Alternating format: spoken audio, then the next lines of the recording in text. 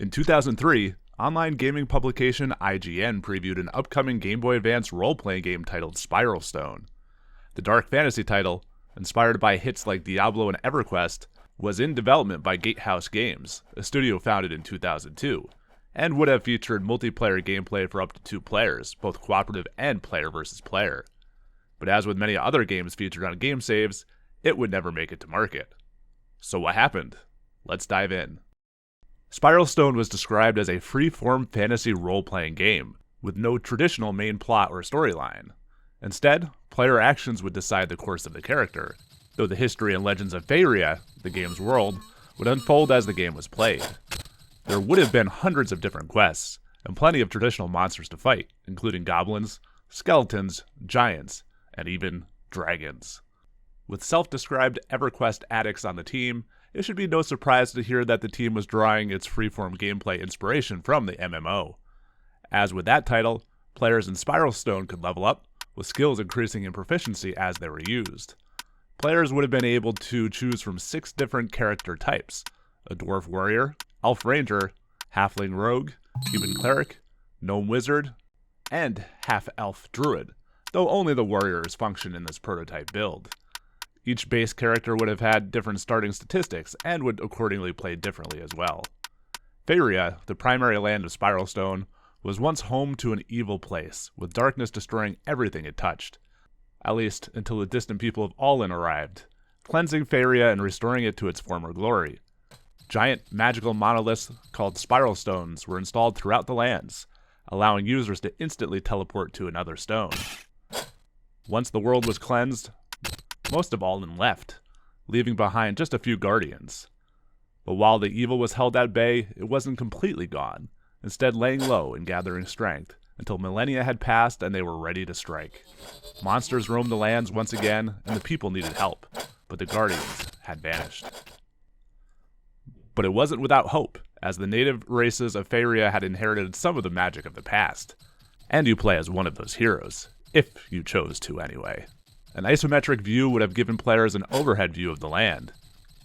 Early versions of the game borrowed graphics from games like Diablo and EverQuest, but in this prototype they had mostly been replaced by new, original art. Armor, weapons, and new magic could be found throughout the world. Combat plays very much like Diablo, allowing you to hack and slash or cast magic against one or multiple foes. Just be careful. Dying meant you had to go and find your corpse to retrieve your equipment, just like EverQuest, or pay a necromancer to bring it back to you. A time of day and weather system were planned, though they are only implemented at a rudimentary level in this build. Still, it looks great. Killing monsters would earn you experience points to level up. Solving quests would earn you new spells and skills. And money would be dropped from monsters, which you could spend as you see fit. Players would have been able to earn new titles, such as Lord of, or Master of, or whatever it was that you did. One of the challenges of the Game Boy Advance is its limited storage. In Spiralstone, it was expected that most of the storage would go towards the graphics of the world, allowing a wide variety of locales. Instead of using space-consuming bitmap graphics to show the player's equipment when in the inventory menu, the team instead used the 3D capabilities of the GBA. This allowed them to change the color of the polygons that made up the multiple pieces of armor and the weapons. While not implemented in this build, multiplayer was planned for the game. 2 players could form a team and work together to complete difficult challenges, including what was described as almost impossible monsters. Or a player versus player arena could have seen players fighting each other. In total, the game was in development for about a year and a half, give or take.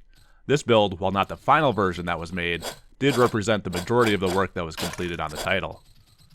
It was noted that despite the lack of content, the game was developed in a way that would have facilitated a full game, without any of the shortcuts that could have been taken to create a vertical slice demo that would have ultimately required rewrites. All they needed was funding. The team would pitch Spiralstone to a variety of publishers with the hope of finishing development of the game.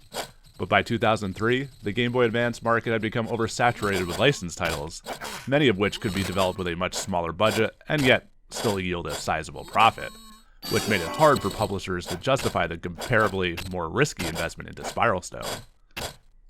Even 20 years later, at least one of the developers still thinks about the possibility of reviving the property and properly finishing their vision. A GameCube version was planned with the ability to transfer equipment between the home console and portable version. Instead of an isometric view, the GameCube would have used a 3D engine. These images represent some of the planned graphics, though the game wasn't actually in production. I was able to speak with 2 of the 3 primary developers on the game, so many thanks to them for not only taking the time to talk about the game, but also allow the museum to preserve it for future research. If you like this video, do check out my other Game Saves videos, and until next time, thanks for watching.